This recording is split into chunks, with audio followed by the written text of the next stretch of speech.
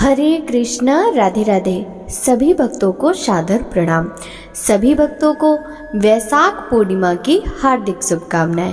भक्तों, आज आप सभी रसपान कीजिए वैशाख पूर्णिमा पर श्री सत्यनारायण भगवान की कथा। भगवान श्री सत्यनारायण की पूजा विधि।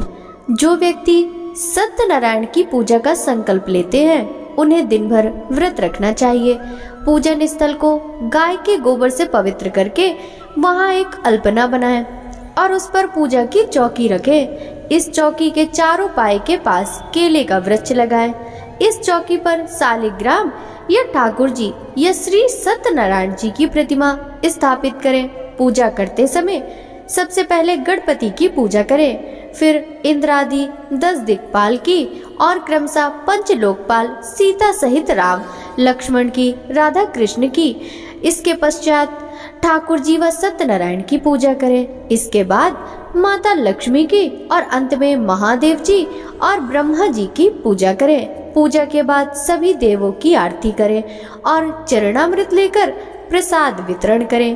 पुरोहित जी को दक्षिणा एवं वस्त्र दें व भोजन कराएं।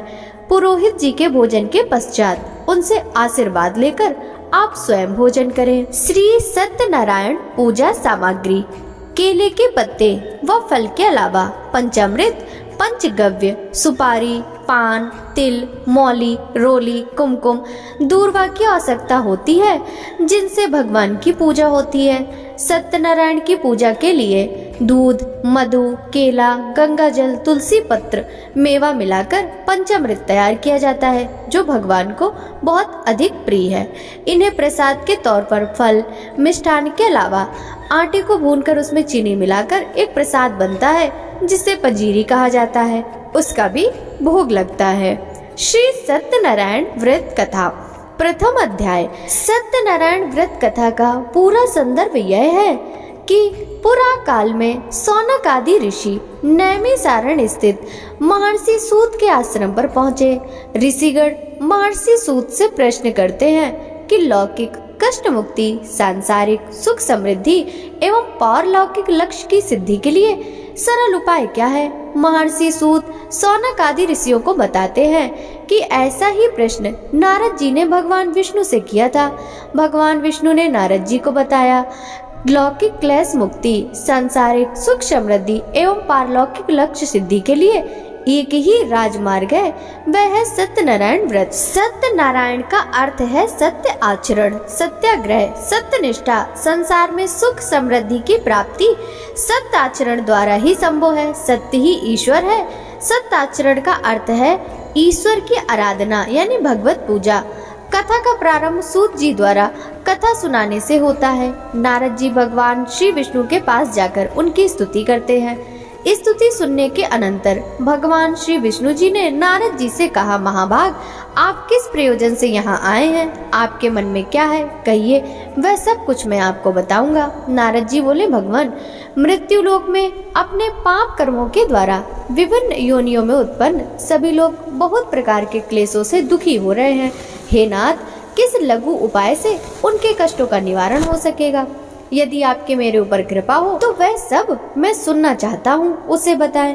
श्री भगवान ने कहा, हे वत्स, संसार के ऊपर अनुग्रह करने की इच्छा से आपने बहुत अच्छी बात पूछी है। जिस व्रत के करने से प्राणी मोह से मुक्त हो जाता है उसे आपको बताता हूँ, सुनो।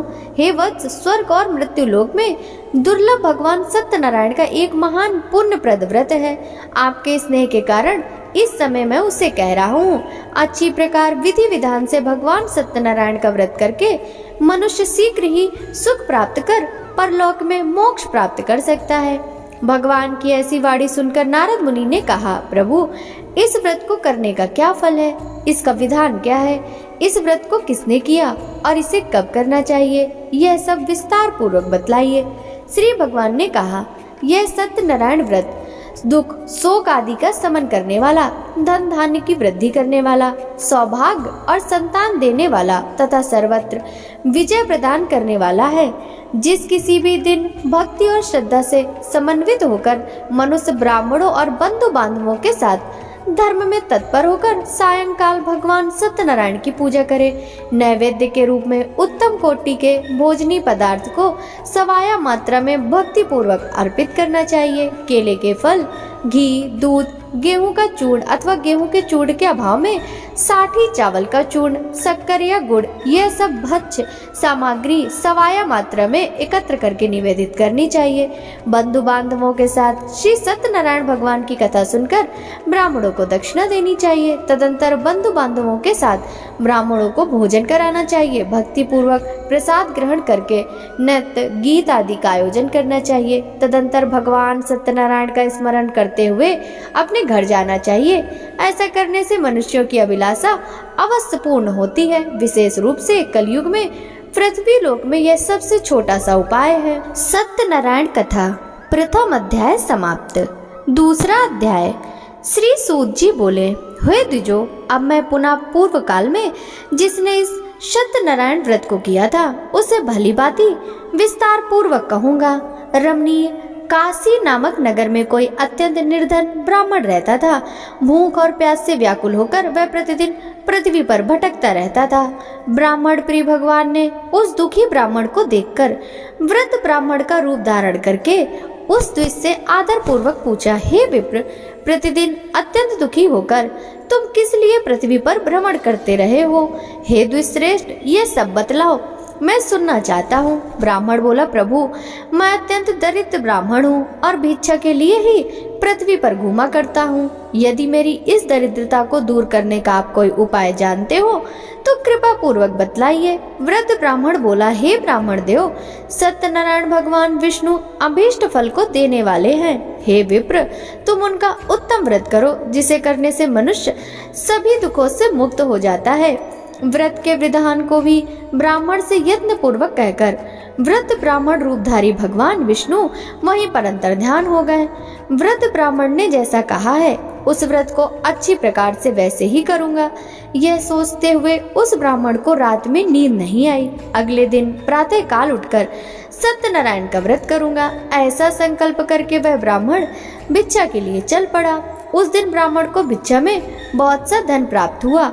उसी धन से उसने अपने बंधु बांधवों के साथ भगवान सत्यनारायण का व्रत किया। इस व्रत के प्रभाव से वह श्रेष्ठ ब्राह्मण सभी दुखों से मुक्त होकर समस्त संपत्तियों से संपन्न हो गया। उस दिन से लेकर प्रत्येक महीने उसने यह व्रत किया। इस प्रकार भगवान सत्यनारायण के इस व्रत को करके वह श्रेष्ठ ब्राह्मण सभी पापों से मुक्त हो गया और उसने दुर्लभ मोक्ष प्रद को प्राप्त किया। हे विप्र, पृथ्वी पर जब भी कोई मनुष्य श्री सत्यनारायण का व्रत करेगा उसी समय उसके समस्त दुख नष्ट हो जाएंगे।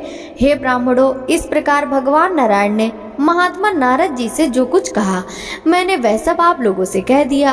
आगे अब और क्या कहूँ? हे मुने, इस पृथ्वी पर उस ब्राह्मण से सुने हुए इस व्रत को किसने किया वह हम सब सुनना चाहते हैं। उस व्रत पर हमारी श्रद्धा हो रही है। श्री सूत जी बोले, मुनियों, पृथ्वी पर जिसने यह व्रत किया उसे आप लोग सुने। एक बार वह द्विश्रेष्ठ अपनी धन संपत्ति के अनुसार बंधु बांधवों तथा परिवारजनों के साथ व्रत करने के लिए उद्यत हुआ। इसी बीच एक लकड़हारा वहां आया और लकड़ी बाहर रखकर उस ब्राह्मण के घर गया। प्यास से व्याकुल उस ब्राह्मण को व्रत करता हुआ देख प्रणाम करके उससे बोला, प्रभु, आप ये क्या कर रहे हैं? इसके करने से किस फल की प्राप्ति होती है? विस्तार पूर्वक मुझसे कहिए। विप्र ने कहा, यह सत्यनारायण का व्रत है जो सभी मनोरथों को प्रदान करने वाला है।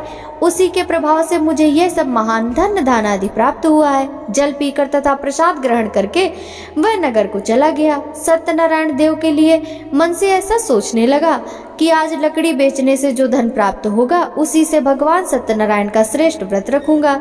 इस प्रकार मन से चिंतन करता हुआ लकड़ी को मस्तक पर रखकर उस सुंदर नगर में गया जहाँ धन संपन्न लोग रहते थे। उस दिन उसने लकड़ी का 2 गुना मूल्य प्राप्त किया। इसके बाद प्रसन्न हृदय होकर वह पके हुए केले के फल, शर्करा, घी, दूध और गेहूं का चूर्ण सवाया मात्रा में लेकर अपने घर आया। तत्पश्चात उसने अपने बांधवों को बुलाकर विधि विधान से भगवान सीत सत्यनारायण का व्रत किया। उस व्रत के प्रभाव से वह धन पुत्र से संपन्न हो गया और इस लोक में अनेक सुखों को भोग कर अंत में सत्यपुर अर्थात वैकुंठ लोक को चला गया। श्री सत्यनारायण कथा दूसरा अध्याय समाप्त। तीसरा अध्याय। श्री सूत जी बोले, श्रेष्ठ मुनियों, अब मैं पुनः आगे की कथा कहूँगा, आप लोग सुने।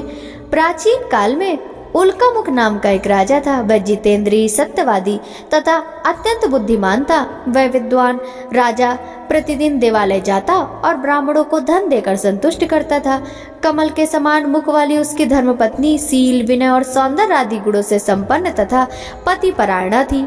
राजा एक दिन अपनी धर्मपत्नी के साथ भद्रशिला नदी के तट पर श्री सत्यनारायण का व्रत कर रहा था। उसी समय व्यापार के लिए अनेक प्रकार की पुष्कल धनराशि से संपन्न एक साधु नाम का बनिया वहां आया।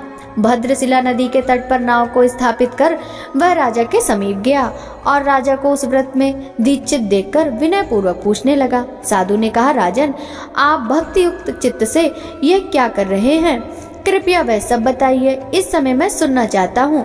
राजा बोले, हे साधु, पुत्र आदि की प्राप्ति की कामना से अपने बंधु बांधवों के साथ मैं अतुल तेज संपन्न भगवान विष्णु का व्रत एवं पूजन कर रहा हूँ। राजा की बात सुनकर साधु ने आदर पूर्वक कहा, राजन, इस विषय में आप मुझे सब कुछ विस्तार से बतलाइए। आपके कथनानुसार मैं व्रत एवं पूजन करूंगा। मुझे भी संतति नहीं है, इससे अवश्य ही संतति प्राप्त होगी। ऐसा विचार कर वह व्यापार से निवृत्त हो आनंद पूर्वक अपने घर आया। उसने अपनी भार्या से संतति प्रदान करने वाले इस सत्य व्रत को विस्तार पूर्वक बताया तथा जब मुझे संतति प्राप्त होगी तब मैं इस व्रत को करूंगा। इस प्रकार उस साधु ने अपनी भार्या लीलावती से कहा। एक दिन उसकी लीलावती नाम की सती साध्वी भार्या पति के साथ आनंद चित्त से ऋतुकालीन धर्माचरण में प्रवृत्त हुई और श्री भगवान श्री सत्यनारायण की कृपा से उसकी वह भार्या गर्भड़ी हुई। 10वें महीने में उससे कन्या रत्न की उत्पत्ति हुई और वह शुक्ल पक्ष के चंद्रमा की भांति दिन प्रतिदिन बढ़ने लगी।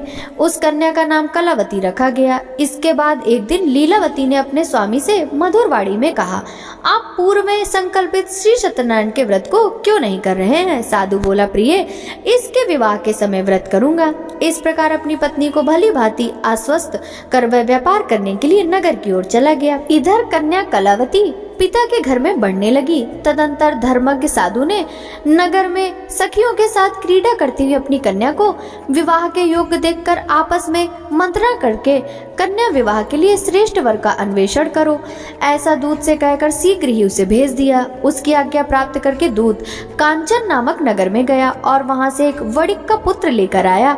उस साधु ने उस वणिक के पुत्र को सुंदर और गुणों से संपन्न देखकर अपनी जाति के लोगों तथा बंधु बांधवों के साथ संतुष्ट चित्त से विधि विधान से वणिक पुत्र के हाथ में कन्या का दान कर दिया। उस समय वह साधु बनिया दुर्भाग्यवश भगवान का वह उत्तम व्रत करना भूल गया। पूर्व संकल्प के अनुसार विवाह के समय व्रत न करने के कारण भगवान उस पर रुष्ट हो गए।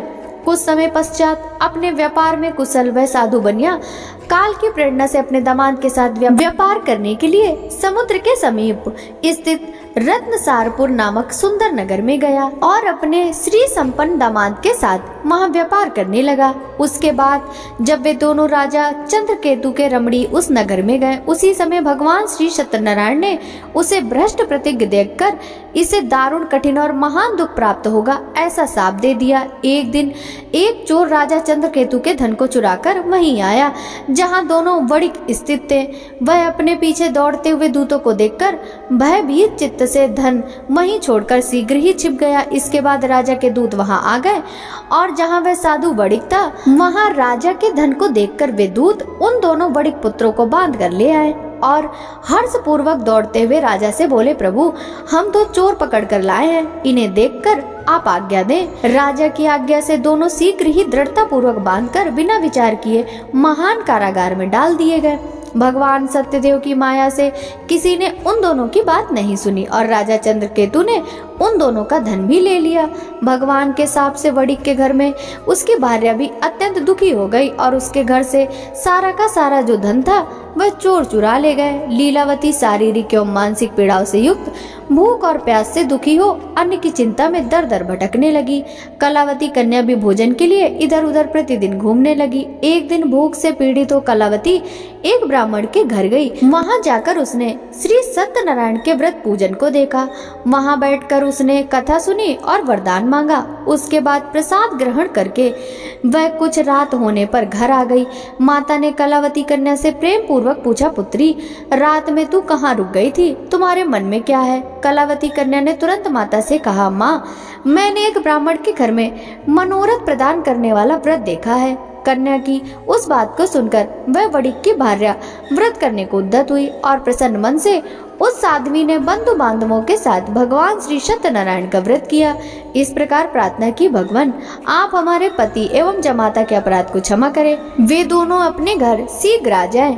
इस व्रत से भगवान सत्यनारायण पुनः संतुष्ट हो गए तथा उन्होंने नृपश्रेष्ठ चंद्रकेतु को स्वप्न दिखाया और स्वप्न में कहा, नृपश्रेष्ठ, प्रातः काल दोनों वड़िकों को छोड़ दो और वह सारा धन भी दे दो जो तुमने उनसे इस समय ले लिया है, अन्यथा राज्य, धन एवं पुत्र सहित तुम्हारा सर्वनाश कर दूंगा। राजा से स्वप्न में ऐसा कहकर भगवान सत्यनारायण अंतर्ध्यान हो गए। इसके बाद प्रातः काल राजा ने अपने सभासदों के साथ सभा में बैठकर अपना स्वप्न लोगों को बताया और कहा, दोनों बंदी वड़िक पुत्रों को शीघ्र ही मुक्त कर दो। राजा की ऐसी बात सुनकर वे राजपुरुष दोनों महाजनों को बंधन मुक्त करके राजा के सामने लाकर विनय पूर्वक बोले, महाराज, बेड़ी बंधन से मुक्त करके दोनों वड़िक पुत्रों को लाए गए हैं। इसके बाद दोनों महाजन नृपश्रेष्ठ चंद्रकेतु को प्रणाम करके अपने पूर्व वृतांत का स्मरण करते हुए भय विहीन हो गए और कुछ बोल ना सके।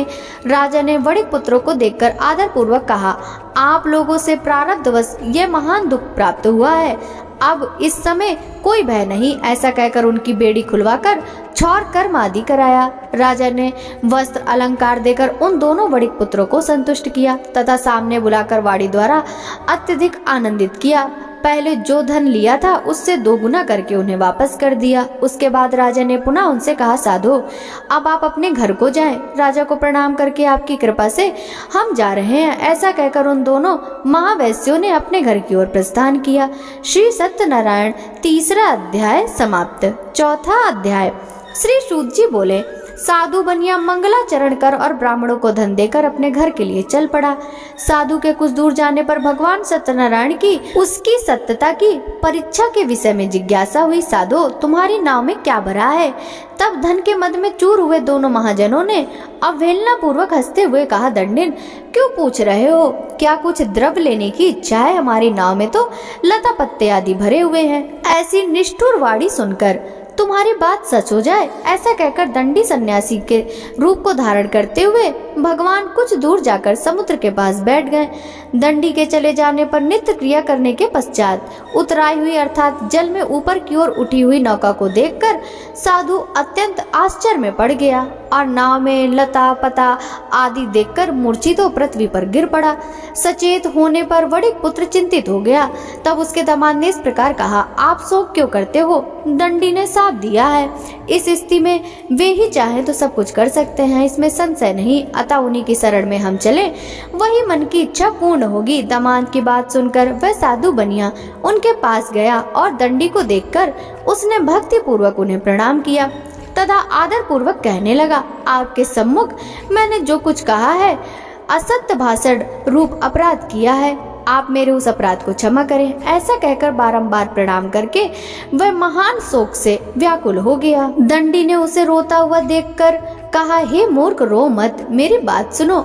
मेरी पूजा से उदासीन होने के कारण तथा मेरी आज्ञा से ही तुम्हें बारंबार दुख प्राप्त किया है। भगवान की ऐसी वाणी सुनकर वह उनकी स्तुति करने लगा। साधु ने कहा, हे प्रभु, यह आश्चर्य की बात है कि आपकी माया से मोहित होने के कारण ब्रह्मा आदि देवता भी आपके गुणों और रूपों को यथावत रूप से नहीं जान पाते। फिर मैं मूर्ख आपकी माया से मोहित होने के कारण कैसे जान सकता हूँ? आप प्रसन्न हो, मैं अपनी धन संपत्ति के अनुसार आपकी पूजा करूँगा। मैं आपकी शरण में आया हूँ। मेरा जो नौका में स्थित पूरा धन था उसकी तथा मेरी रक्षा करे। उस बनिया की भक्ति युक्त वाणी सुनकर भगवान जनार्दन संतुष्ट हो गए। भगवान हरि उसे अभिष्ट वर प्रदान करके वहीं अंतर्ध्यान हो गए। उसके बाद वह साधु अपनी नौका में चल पड़ा और उसे धन धान से परिपूर्ण देखकर भगवान सत्यदेव की कृपा से हमारा मनोरथ सफल हो गया। ऐसा कहकर स्वजनों के साथ उसने भगवान की विधिवत पूजा की। भगवान श्री सत्यनारायण की कृपा से वह आनंद से परिपूर्ण हो गया और नाव को प्रयत्न पूर्वक संभालकर उसने अपने देश के लिए प्रस्थान किया। साधु बनिया ने अपने दामाद से कहा, वह देखो मेरी रत्नपुरी नगरी दिखाई दे रही है। इसके बाद उसने अपने धन के रक्षक दूत को अपने आगमन का समाचार देने के लिए अपनी नगरी में भेजा। उसके बाद उस दूत ने नगर में जाकर साधु की भार्या को देखकर हाथ जोड़कर प्रणाम किया तथा उसके लिए अभीष्ट बात कही। सेठ जी अपने दामाद तथा बंधु वर्गों के साथ बहुत सारे धन धान से संपन्न होकर नगर के निकट पधार गए हैं। दूत के मुख से यह बात सुनकर वह महान आनंद से विभल हो गई और उस साध्वी ने श्री सत्यनारायण की पूजा करके अपनी पुत्री से कहा, मैं साधु के दर्शन के लिए जा रही हूँ, तुम शीघ्र आओ। माता का ऐसा वचन सुनकर व्रत को समाप्त करके प्रसाद का परित्याग कर वह कलावती भी अपने पति के दर्शन के लिए चल पड़ी। इससे भगवान सत्यनारायण रुष्ट हो गए और उन्होंने उसके पति को तथा नौका को धन के साथ हरण करके जल में डुबो दिया। इसके बाद कलावती कन्या अपने पति को न देखकर महान शोक से रुदन करती हुई पृथ्वी पर गिर पड़ी। नाव का दर्शन तथा कन्या को अत्यंत दुखी देख भयभीत मन से साधु बनिया ने सोचा, यह क्या आश्चर्य हो गया। नाव का संचालन करने वाले भी सभी चिंतित हो गए। तदंतर वह लीलावती भी कन्या को देखकर विवल हो गई और अत्यंत दुख से विलाप करती हुई अपने पति से इस प्रकार बोली, अभी अभी नौका के साथ वह कैसे अलिक्षित हो गया, न जाने किस देवता की उपेक्षा से वह नौका हरण कर ली गई है, अथवा श्री सत्यनारायण का महात्म कौन जान सकता है। ऐसा कहकर वह स्वजनों के साथ विलाप करने लगी और कलावती कन्या को गोद में लेकर रोने लगी। कलावती कन्या भी अपने पति के नष्ट हो जाने पर दुखी हो गई और पति की पादुका लेकर उनका अनुगमन करने के लिए उसके मन में निश्चय किया। कन्या के इस प्रकार के आचरण को देख भार्या सहित वह धर्मक साधु बनिया अत्यंत शोक संतप्त हो गया और सोचने लगा, यह तो भगवान सत्यनारायण ने यह अपहरण कर लिया अथवा हम सभी भगवान सत्यदेव की माया से मोहित हो गए हैं। अपनी धन शक्ति के अनुसार मैं भगवान श्री सत्यनारायण की पूजा करूंगा। सभी को बुलाकर इस प्रकार कहकर उसने अपने मन की इच्छा प्रकट की और बारंबार भगवान सत्यदेव को दंडवत प्रणाम किया। इससे दीनों के परिपालक भगवान सत्यदेव प्रसन्न हो गए। भक्त वत्सल भगवान ने कृपा पूर्वक कहा, तुम्हारी कन्या प्रसाद छोड़कर अपने पति को देखने चली आई है। निश्चय ही इसी कारण उसका पति अदृश्य हो गया है। यदि घर जाकर प्रसाद ग्रहण करते हुए वह पुनः आए तो हे साधु बनिया, तुम्हारी पुत्री पति को प्राप्त करेगी, इसमें कोई संशय नहीं है। कन्या कलावती भी आकाश मंडल से ऐसी वाणी सुनकर शीघ्र ही घर गई और उसने प्रसाद ग्रहण किया। पुनः आकर स्वजनों तथा अपने पति को देखा। तब कलावती कन्या ने अपने पिता से कहा, अब तो घर चले, विलंब क्यों कर रहे हो। कन्या की वह बात सुनकर वणिक पुत्र संतुष्ट हो गया और विधि विधान से भगवान सत्यनारायण का पूजन करके धन तथा बंधु बांधवों के साथ अपने घर को गया। तदंतर पूर्णिमा तथा संक्रांति पर्वों पर भगवान सत्यनारायण का पूजन करते हुए इस लोक में सुख भोग कर अंत में वह सत्यपुर यानी वैकुंठ लोक को चला गया। श्री सत्यनारायण कथा चौथा अध्याय समाप्त। पांचवा अध्याय। श्री सूत जी बोले, श्रेष्ठ मुनियों, अब इसके बाद मैं दूसरी कथा कहूंगा, आप लोग सुने। अपनी प्रजा का पालन करने में तत्पर तुंगध्वज नामक एक राजा था। उसने सत्यदेव के प्रसाद का परित्याग करके दुख को प्राप्त किया। एक बार वह वन में जाकर और वहां बहुत से पशुओं को मारकर वट वृक्ष के नीचे आया। वहां उसने देखा कि गोपगण बंधु बांधवों के साथ संतुष्ट होकर भक्ति पूर्वक भगवान सत्यदेव की पूजा कर रहे हैं। राजा यह देखकर भी अहंकार वश न तो वहां गया और न उसने भगवान सत्यदेव को प्रणाम ही किया। पूजन के बाद सभी गोपगण भगवान का प्रसाद राजा के समीप रखकर वहां से लौट आए और इच्छा अनुसार उन सभी ने भगवान का प्रसाद ग्रहण किया। इधर राजा को प्रसाद का परित्याग करने से बहुत दुख हुआ। उसका संपूर्ण धन धान सभी सौपुत्र नष्ट हो गए। राजा ने मन में यह निश्चय किया कि अवश्य ही भगवान सत्यनारायण ने हमारा नाश कर दिया, इसलिए मुझे वहां जाना चाहिए। इस लोक में वह सभी इच्छित फलों का भोग प्राप्त करके अंत में वैकुंठ लोक को जाता है। हे ब्राह्मणों, इस प्रकार मैंने आप लोगों से भगवान सत्यनारायण के व्रत को कहा, जिसे करके मनुष्य सभी दुखों से मुक्त हो जाता है। कलयुग में तो भगवान सत्यदेव की पूजा विशेष फल प्रदान करने वाली है। भगवान विष्णु को ही कुछ लोग काल, कुछ लोग सत्य, कुछ लोग ईश्वर, कुछ लोग सत्यदेव तथा दूसरे लोग सत्यनारायण नाम से जानते हैं। अनेक रूप धारण करके भगवान सत्यनारायण सभी का मनोरथ सिद्ध करते हैं। कलयुग में सनातन भगवान विष्णु ही सत्यव्रत रूप धारण करके ही सभी का मनोरथ पूर्ण करने वाले होंगे।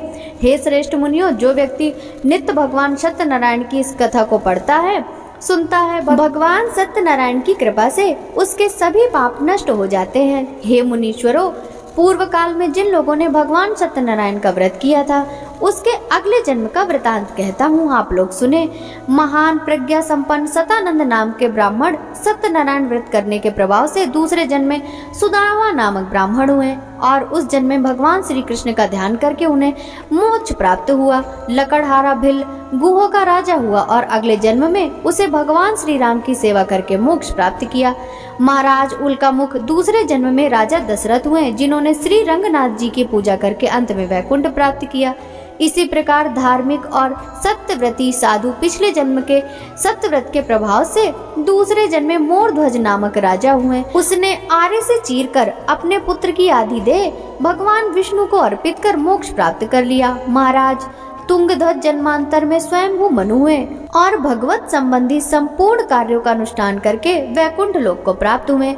जो गोपगण थे वे सब जन्मांतर में ब्रजमंडल में निवास करने वाले गोप हुए और सभी राक्षसों का संहार करके उन्होंने भी भगवान का शाश्वत धाम गोलोक प्राप्त किया। इस प्रकार श्री स्कंद पुराण के अंतर्गत रेवा खंड में श्री सत्यनारायण व्रत कथा का यह 5वां अध्याय पूर्ण हुआ। जय लक्ष्मी रमणा स्वामी, जय लक्ष्मी रमणा सत्यनारायण स्वामी, सत्यनारायण स्वामी जनपातक हरणा। ओम जय लक्ष्मी रमणा स्वामी, जय लक्ष्मी रमणा। रत्न जड़ित सिंहासन अद्भुत छवि राजे, नारद करत निरंजन घंटा ध्वनि बाजे। ओम जय लक्ष्मी रमणा। प्रगट भय कलि कारण, द्विज को दरस दियो, बूढ़ो ब्राह्मण बन कर कंचन महल कियो। जय लक्ष्मी रमणा। दुर्बल बील कठारो, जिन पर कृपा करी, चंद्रचूड़ एक राजा, तिनकी विपते हरी। जय लक्ष्मी रमणा। वैसे मनोरथ पायो, श्रद्धा तज दीनी, सो फल भोग्यो प्रभु जी, फिर स्तुति कीन्ही। जय लक्ष्मी रमणा। भाव भक्ति के कारण छिन छिन रूप धर्यो, श्रद्धा धारण कीनी, तिनको काज धर्यो। जय लक्ष्मी रमणा। ग्वाल बाल संग राजा, वन में भक्ति करी, मन वांछित फल दीन्यो, दीन दयाल हरि। जय लक्ष्मी रमणा। चढ़त प्रसाद सवायो, कदली फल मेवा, धूप दीप तुलसी से, राजी सत्य देवा। जय लक्ष्मी रमणा। सत्यनारायण जी की आरती, जो कोई नर गावे, ऋषि सिद्ध सुख संपत्ति सहज रूप पावे। जय लक्ष्मी रमणा स्वामी, जय लक्ष्मी रमणा। सत्यनारायण स्वामी जनपातक हरणा जय लक्ष्मी रमणा। प्रेम से बोलिए विष्णु भगवान की जय, श्री सत्यनारायण भगवान की जय, माता लक्ष्मी की जय।